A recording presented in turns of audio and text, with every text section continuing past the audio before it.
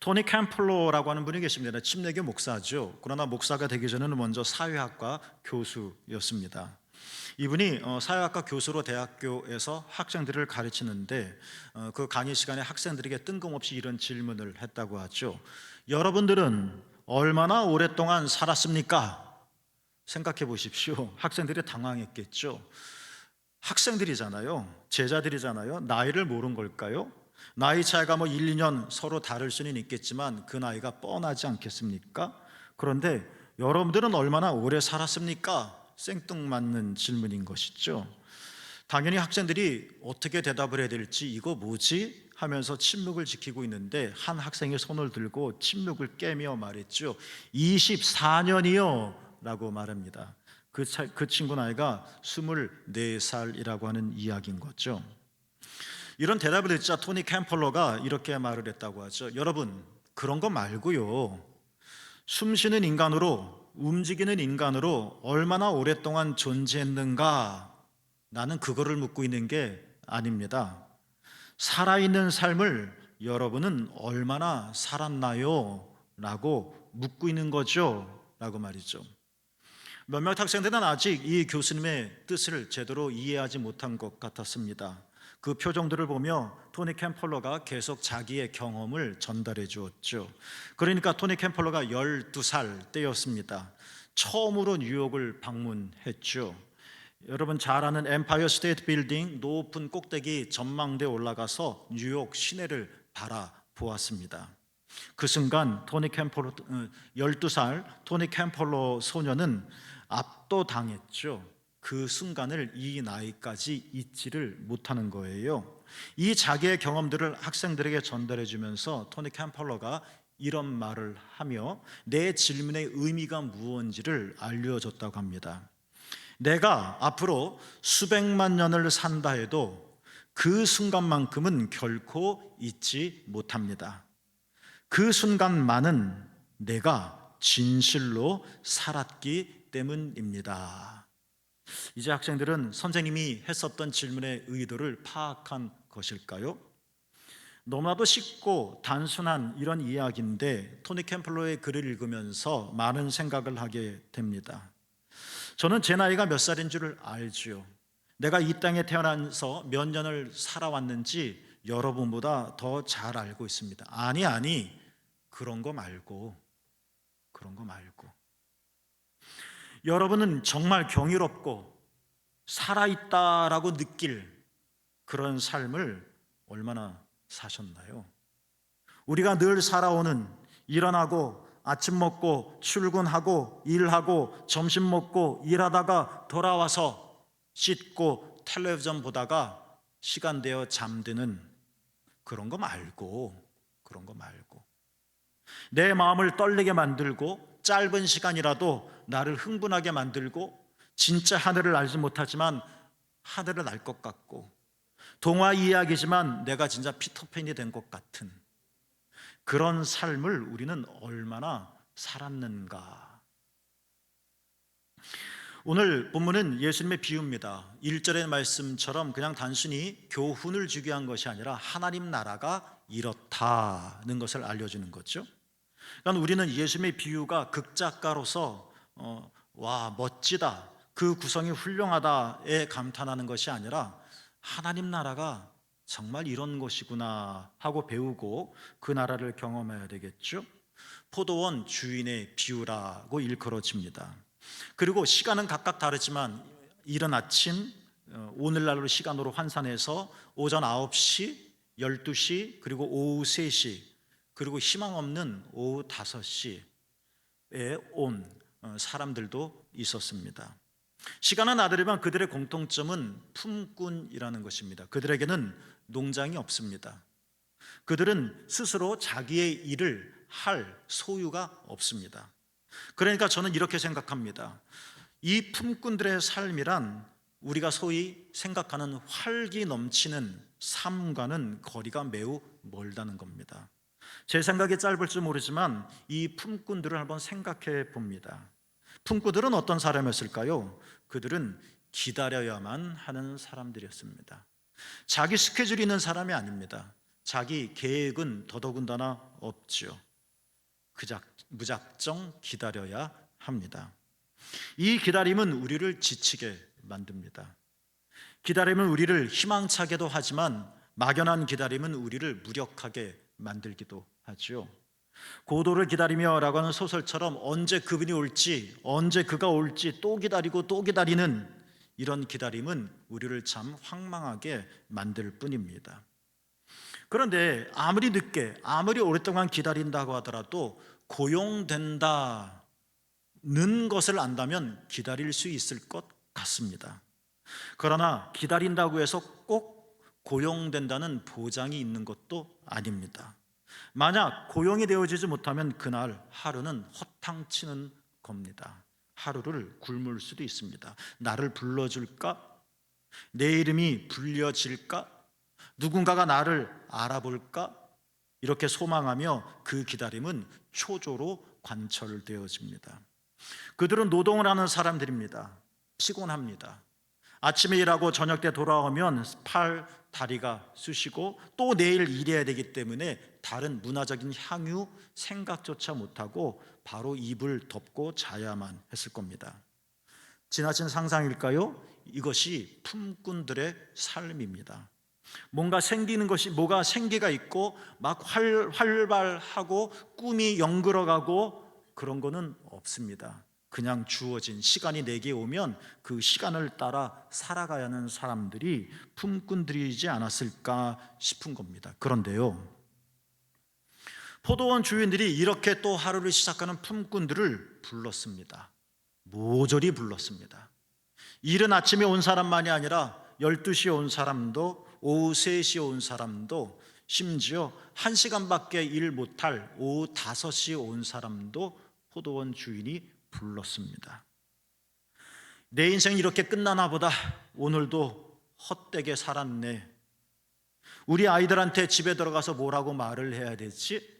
소망을 그리고 싶어도 그릴 도화지가 없는 소위 오후 5시의 인생들, 주님께서는 그들도 부르셨습니다.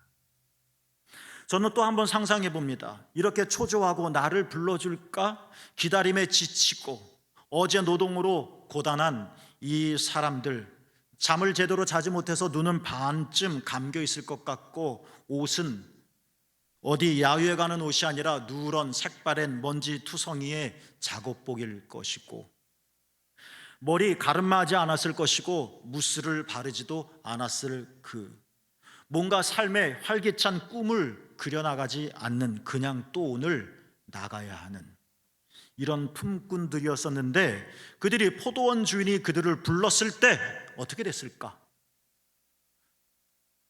확신하건대 포도원 품꾼들은 아마 휘파람을 부르며 하루를 시작했을 겁니다. 됐다. 내가 오늘은 어떻게 살 수 있을까 늘 걱정투성이었는데 정말 다행이다. 나를 불러줬으니. 그게 너무 감사했고 기뻐서 자기도 모르게 절로 휘파람이 나왔을 겁니다. 땡볕이란 단어가 예수님의 비유 안에 나오는데 그날은 몹시 더웠었던 것 같습니다.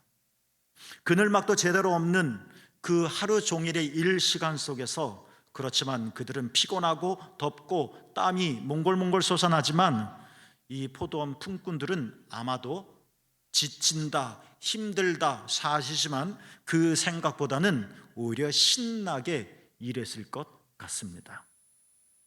여러분, 질문해 봅니다. 무엇이 포도원 품꾼들을 이렇게 바꿔놨을까 하는 겁니다. 우리는 일반적인 의미에서 저희 상상력이 제대로 작동했는지 모르지만 품꾼들과 같은 삶을 살 때가 있습니다. 또 시작이네. 또 해야 되나? 오늘은 어떻게 될까? 우리를 짓누르는 것들은 너무나도 많고 나도 가슴 벅차게 살고 싶은데 해야 할 일들로 인하여 좋아하는 것이지 아니지만 해야 하는 일들 때문에 갇혀 지내는 것이 우리들은 너무나도 많습니다. 오늘은 제대로 살아낼까? 그래서 침울욱합니다. 그런데 그들 휘파람을 붑니다. 땡볕 속에서도 신나게 일을 합니다. 노래도 부르지 않았을까? 점심시간에는 짧은 시간에 서로 춤을 추지 않았을까 생각도 합니다. 질문합니다. 무엇이 그들을 이렇게 바꿨을까?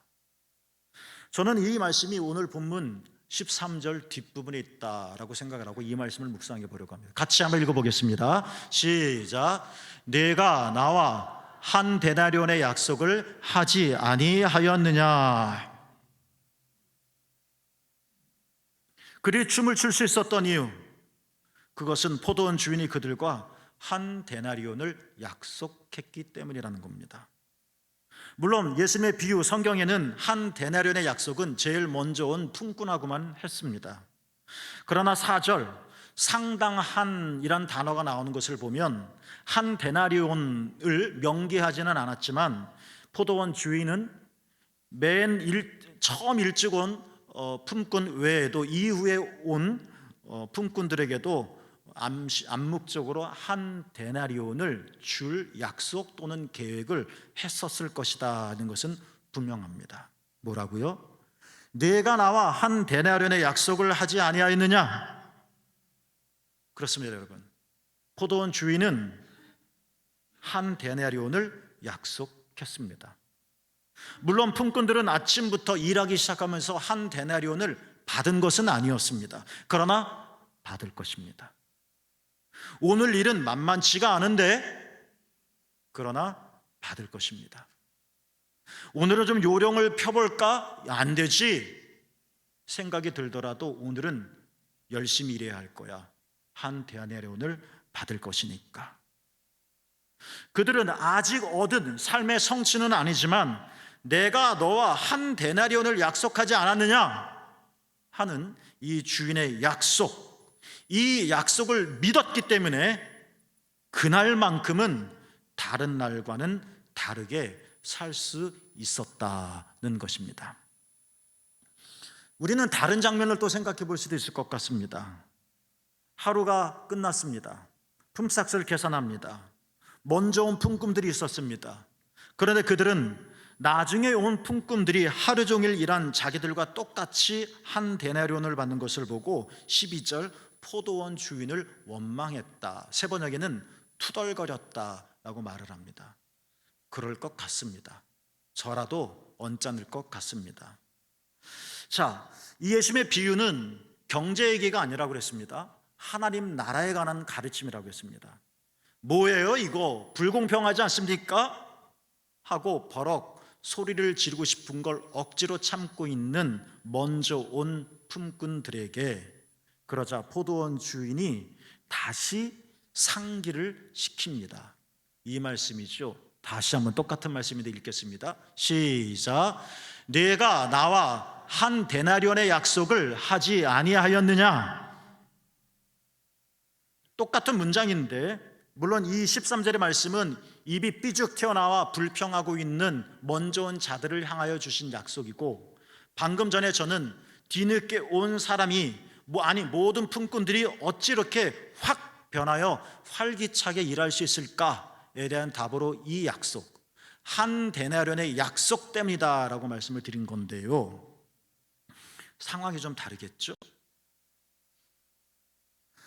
말씀드렸듯이 안셀린 그린이라는 사람은 한 데나리온은 하루를 온전히 살게 하는 충분한 품삯이다라고 말을 했습니다. 그러니까 한 데나리온은 금액을 말하는 것이 아닙니다. 왜 두 데나리온은 아닙니까? 왜 반 데나리온은 아닙니까? 액수를 말하는 것이 아닙니다. 한 데나리온이든 두 데나리온이든 한 데나리온이 상징하는 것은 하루 일한 자들에게 그 하루를 온전하게 살기에 충분한 금액을 상징하는 거라는 겁니다. 내가 너에게 한 데나리온을 약속하지 않았니? 내가 너가 마음껏 웃을 수 있도록 한 데나리온을 약속하지 않았니? 내가 침울하지 않고 마음껏 꿈을 꿀 수 있도록 하루를 멋지게 살할 수 있도록 한 데나리온을 충분한 품삯을 약속하지 않았니? 그런데 왜 이렇게 입이 삐죽 튀어나왔니? 인간은 참 이상한 것 같습니다. 간절합니다. 그래서 기도합니다. 그래서 하나님께서 베풀어 주십니다. 그리고 말하죠. 하나님 감사합니다. 말은 그렇게 했는데 참 인간은 묘한 생물인지라 그렇게 감사하게 받아놓고도 우리는 문득 어떤 계기 통해서 받은 것이 적다고 투정합니다. 예를 들면 몸이 아픕니다. 기도합니다. 하나님께서 회복시켜 주셨습니다. 얼마나 감사한 일입니까? 나도 이제 똑같이 남들처럼 뛸 수 있으니 말입니다. 그런데 몸이 아플 때는 생각하지 못했던 또 다른 원망이 들어옵니다. 왜 나는 노래를 못 부르지? 아플 때는 그런 원망 생각한 적이 없었는데, 우리는 충분히 한 대나무를 받았는데 주님은 우리에게 이렇게 약속했는데, 이게 인간의 죄성인가요? 늘 적다고 투정합니다. 우리는 충분히 받아놓고 그리고 주머니에 넣어놓고 이게 충분한 금액인데, 인간 참 요상하죠? 부족하면 어떡하지? 모자라면 어떡하지? 염려합니다. 이게 우리의 심상입니다. 이렇게 충분하도 우리는 적다고 투정하고 부족하지 않을까 염려하고 안식을 얻지 못합니다. 줘도 문제, 안 줘도 문제, 불안합니다. 그때 주님이 우리에게 이렇게 약속한다는 겁니다. 얘야, 내가 충분하다고 너에게 이미 약속하지 않았니? 라고 말입니다. 입이 삐죽 튀어나온, 받을 거 다 받고 충분한 것을 다 받은 먼저 온 자들에게 스스로 부족하다고, 내가 손해본 것 같다고, 적다고 투정 부리는 그에게, 그리고 우리에게 내가 약속했지 않니? 너는 충분하다고 말씀하신다는 겁니다. 우리의 걱정은 끝이 없는 것 같습니다. 이래도 저래도, 이랬다고 걱정, 저랬다고 걱정하는 것 같습니다. 구약 성경, 이스라엘이 출애굽하여 광야를 지날 때 하나님께서 그들에게 만나를 내려주셨습니다. 조건이 있습니다. 오늘 양만 거두라는 것입니다. 그걸로 부족하지 않았습니다. 오늘 거둔 것 가지고 배에 고른 적 없습니다. 오늘 거둔 것만큼 충분하게 모든 식구들이 먹을 수 있었습니다. 그런데요, 인간 이해하기 어렵습니다. 내일치 만나까지 쓸어 담습니다. 내일치 것까지. 부족한 적이 없었는데 내일치까지 미리 앞섭니다.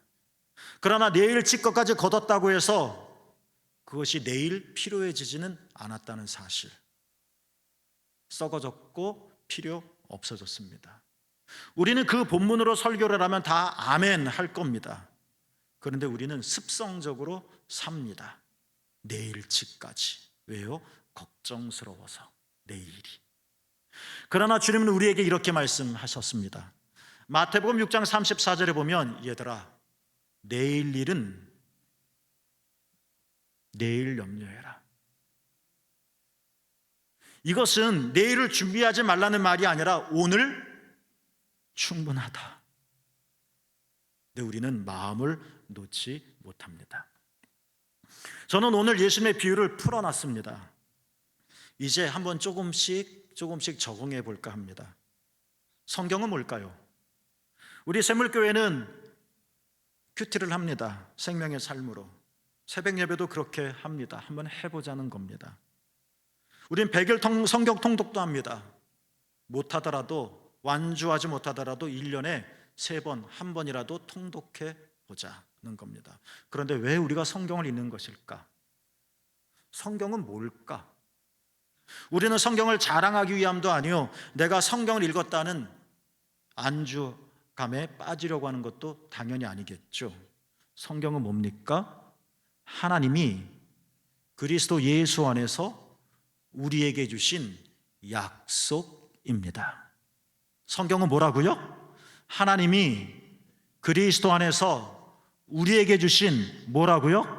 약속입니다. 그래서 구약, 신약 할 때 약자는 약품할 때 약자가 아니라 약속할 때 약자입니다. 이 성경의 의미를 사도 바울이 기가 막히게 표현한 적이 있습니다. 고린도후서 1장 20절에서 사도 바울이 이렇게 말을 했죠. 함께 읽어보겠습니다. 영어는 안 읽으셔도 됩니다. 함께 읽겠습니다. 시작. 하나님의 약속은 얼마든지 그리스도 안에서 예가 되니.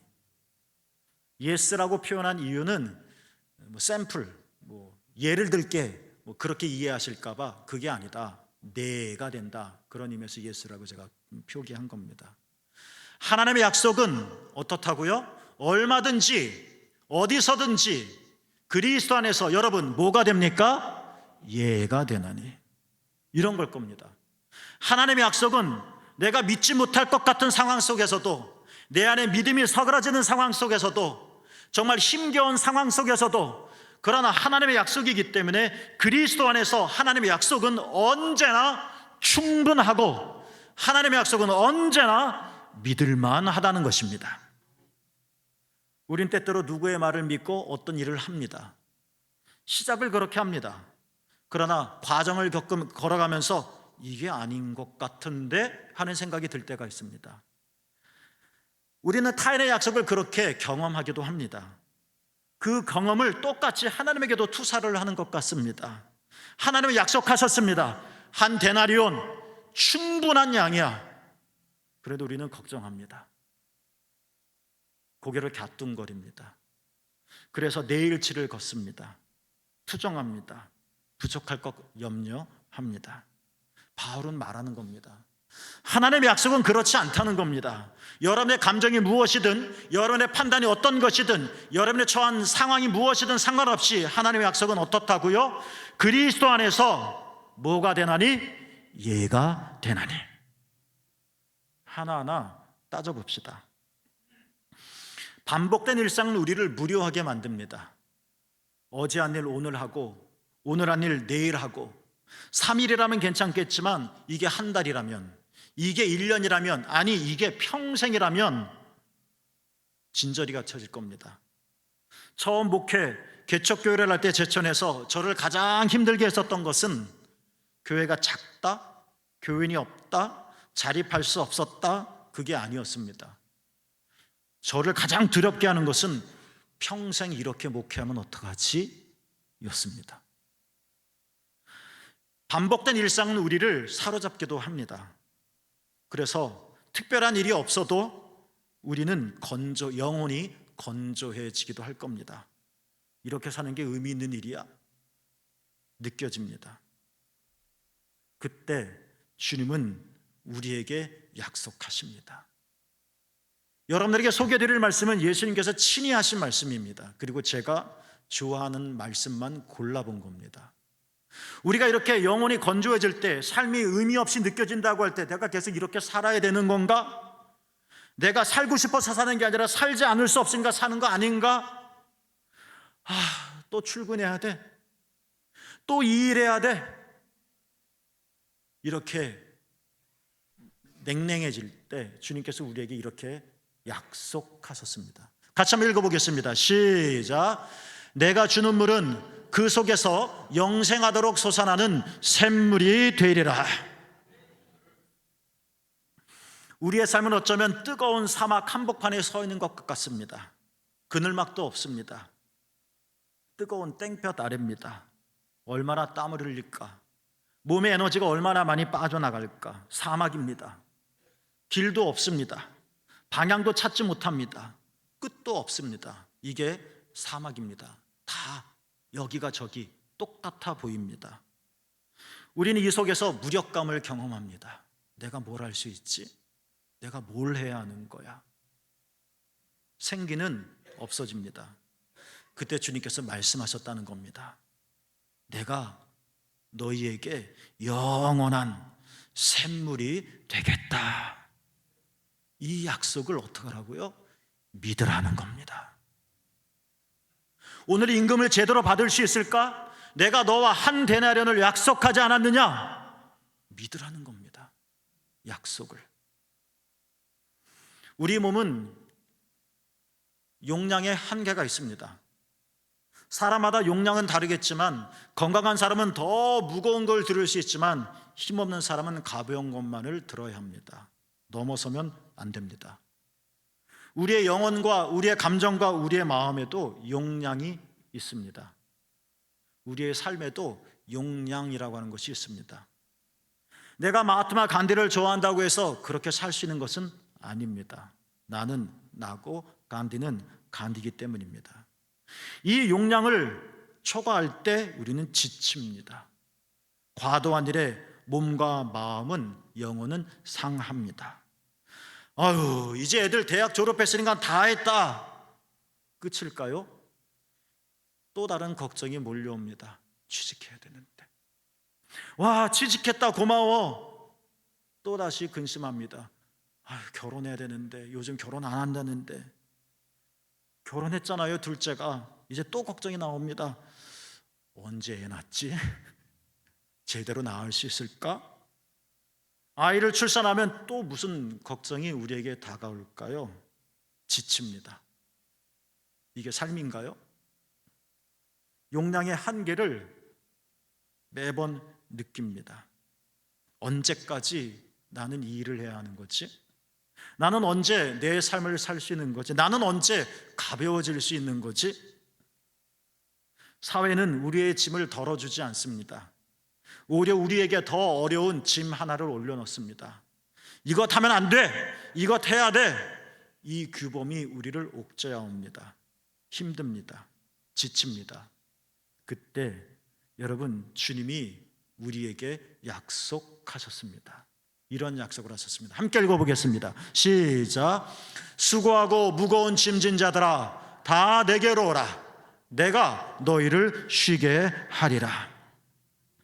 여러분, 사람마다 용량이 다르고 어깨에 짊어맨 짐의 무게가 다르긴 하겠지만 버거울 때가 있죠. 내려놓고 싶은데 내려놓지 못할 때가 있죠. 아무도 나에게 관심 갖지 않죠. 엄마는 당연한 거니까, 아빠는 당연한 거니까 그 마음도 몰라주고 말입니다. 근데 한 분이 우리에게 오셔서 말씀하십니다. 힘들지? 수고하지? 나한테 오거라. 내가 너를 쉬게 하겠다. 이 약속을 믿으라는 겁니다. 갑작스러운 일을 만나면 우리는 참으로 가슴이 벌렁벌렁 거립니다. 옆구리라도 아프면 암 아닌가? 얼마 전에 내 친구도 내 선배도 암이 걸렸다는데, 아이들에게 늘 당연하게 매번 있는 거리인데 아이들이 아프기라도 하면 마치 못 고칠 병에 걸린 것처럼 수선을 떱니다. 전혀 생각하지 못했는데 내 인생 속에 침범자처럼 나쁜 불행한 소식이 들어오면 우리는 덜컥 겁을 먹고 먼저 잘못되는 거 아닐까? 우리는 걱정이 앞섭니다. 염려스럽습니다. 주님이 우리에게 약속하셨습니다.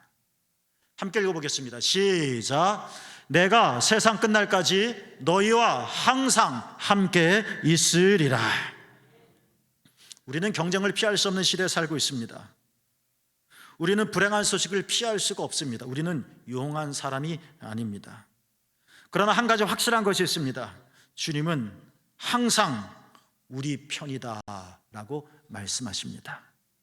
수많은 사람들을 나를 오해하고 나를 제외시키려고 하지만, 나에게 비난하고 나는 그 소문을 듣지만 이거 어떻게 변명도 못하겠지만, 주님은 내게 오셔서 귀 속에 다정하게 입김을 품으며 말씀하십니다. 얘야, 나는 항상 너와 함께 있단다. 이 약속을 믿으라는 겁니다. 여러분, 성경을 읽으셨죠? 성경은 하나님께서 그리스도 예수 안에서 우리에게 주신 약속이라고 했죠? 주님은 여러분에게 또 다른 어떤 약속을 하셨습니까? 여러분이 끄집어낼 수 있는 약속이 있죠? 바울이 말했습니다. 유명한 문구죠. 나는 날마다 죽노라. 우리는 성경을 서툴리 알 때 바울이 이렇게 말을 한 것은 고난을 받으니까 너무 견디기 힘들어, 얼마나 고생할까, 그 상황에 비명의 소리겠지. 나는 날마다 죽노라. 그런데요, 그렇지 않습니다. 나는 날마다 죽노라. 바울은 예수 그리스도의 부활과 믿는 자의 부활을 전하면서 했었던 증언입니다. 나는 날마다 죽노라. 바울은 매일 죽는다고 했습니다. 슬퍼 보입니다. 딱합니다. 그런데 부활이라고 하는 설교 속에서 이 한마디의 의미는 맥락 속에서 달라집니다. 맞습니다. 바울은 매일 죽습니다. 그런데 바울은 매일 죽기 때문에 매일 다시 살아납니다. 그리고 바울은 매일 다시 살아나기 때문에 매일이 바울에게는 새롭습니다. 여러분, 이것이 그리스도 예수 안에서 그리스도인들이 누리는 영생이지 않을까요? 여러분은 얼마나 오랫동안 사셨습니까? 여러분의 나이를 여쭙는 게 아닙니다. 경이로운 순간, 가슴이 뛰는 순간, 내 심장이 요동치는 순간, 내가 살아있다고 느끼는 그 순간, 은혜의 순간, 하나님 정말 감사합니다라고 고백하지 않을 수 없는 그 순간, 내가 살아온 연수보다 한없이 짧은 시간이라 할지라도 이것이구나라고 말할 수 있는 순간, 영생. 우리는 어쩌면 바울처럼 매일 죽는 치열한 삶을 살지만, 그러나 주님 우리를 다시 매일 살리실 것입니다. 약속하셨으니까. 그래서 우리의 삶은 매일매일 새롭습니다. 하나님이 무척 사랑하시는 샘물교회 교회 여러분, 우리의 삶은 흔들립니다. 지구가 도는데 우리가 어찌 똑바로 설 수 있겠습니까? 지구가 공전하는데 우리가 어찌 바람에 휘날리지 않을 수 있겠습니까? 그러나 여러분 기억합시다. 그리스도 예수 안에서 우리에게 주어진 하나님의 약속을 믿읍시다. 혼자 있다고 생각될 때, 덜컹 겁이 날 때, 내가 은혜를 받고도 내일이 걱정되어질 때, 오늘 한 날이 아무 의미 없고 불안스러울 때, 내가 한 데나리온의 약속을 하지 않았느냐? 주님의 약속을 기억합시다. 그리고 이 약속을 우리가 믿음으로 하루하루 매일매일이 경이롭고 생기 있고 살아있는 그런 삶을, 영생의 삶을 여러분 모두가 사시기를 진심으로 축복합니다.